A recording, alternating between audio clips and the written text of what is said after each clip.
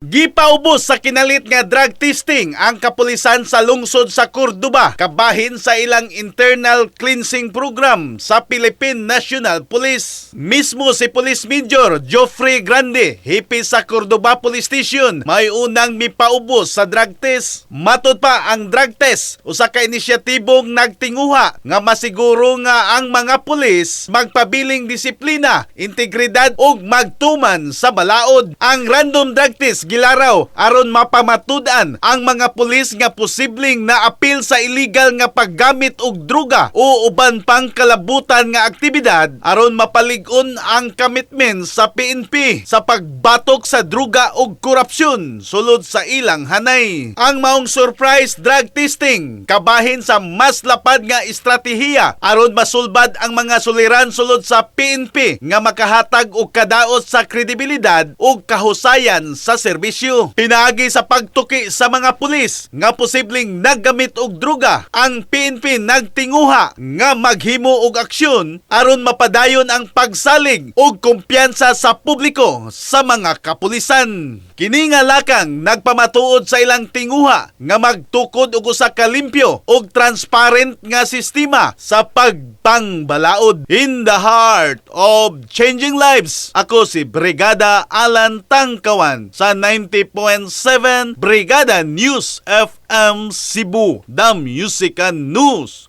Authority.